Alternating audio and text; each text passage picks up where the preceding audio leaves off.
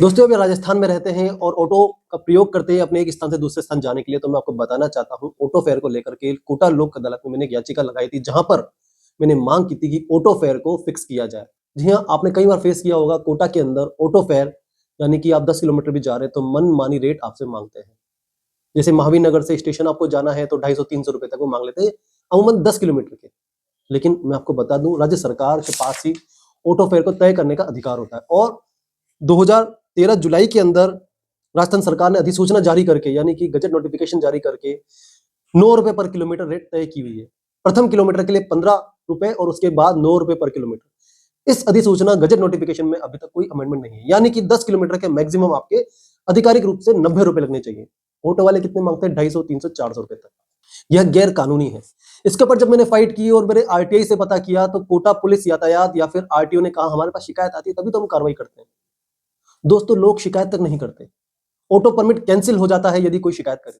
Section 67 motor vehicle act के तहत सिर्फ राज्य सरकार को अधिकार है कि वह ऑटो फेयर को फिक्स करे। और सेक्शन 84C के तहत जितने भी परमिट धारी होते हैं उनके ऊपर ऑब्लिगेशंस होता है मैंडेटरी कि वह जो राज्य सरकार सेक्शन 67 के तहत तय करती है उसकी अनुपालना करे। इसी के साथ सेक्शन 68 ट्रांसफर अथॉरिटी यानी कि आरटीओ के बारे में 3 में बताया गया है कि जो आरटीओ होता है उसकी जिम्मेदारी होती है कि जो सेक्शन 67 के तहत राज्य सरकार ने तय की है उसकी पालना कराना सुनिश्चित करे।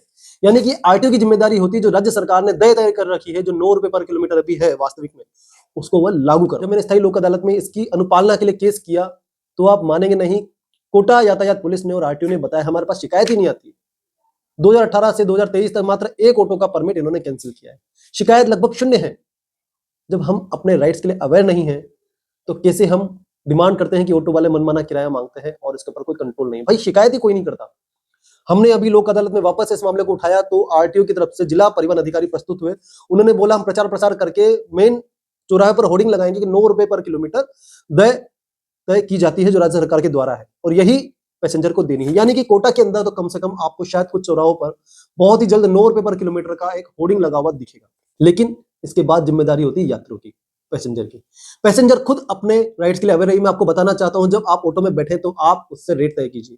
यदि आपको पता है कि 12 किलोमीटर मुझे जाना है तो आप 12 किलोमीटर के हिसाब से ही उसको रेट दीजिए। यदि वो ज्यादा मांगता है तो आप उसका फोन पे कर दीजिए, ऑनलाइन भुगतान कर दीजिए और यातायात पुलिसकर्मी या फिर आरटीओ को इसके बारे में सूचित कीजिए। जब हम मल्टीपल शिकायतें आरटीओ और पुलिस अधिकारियों के पास जाएगी तो अपने आप सभी ऑटो वाले भी इसमें सजग होंगे और जिम्मेदार अधिकारी भी इसमें सजग होंगे। लेकिन यदि हम शिकायत ही नहीं करेंगे तो आप 300, 400, 500 जो मनमानी रेट ऑटो वाले लेते हैं आपसे, उसको भुगतान आपको करना पड़ेगा। हम लड़ रहे हैं आपके अधिकारों के लिए, तो जिम्मेदारी आपकी भी बनती है कि आप भी सजग रहिए और जो अधिकार है उसकी डिमांड करिए, शिकायत करिए। आपकी शिकायत से आपको थोड़ी परेशानी तो होगी लेकिन लॉन्ग टर्म का रिलीफ आपको और पूरे कोटा वासियों को जरूर मिलेगा। और मैं पूरे राजस्थान के लोगों से कहना चाहता हूं कि 9 रुपए पर किलोमीटर के हिसाब से ही आप ऑटो फेयर दीजिए। ऑटो वालों से भी मैं कहना चाहता हूं, यदि आपको लगता है कि 9 रुपए पर किलोमीटर कम है तो यह तय करने का अधिकार सिर्फ राज्य सरकार को है। आप भी राज्य सरकार को एक मेमोरेंडम दीजिए, क्योंकि 2013 से ये चेंज नहीं हुआ है।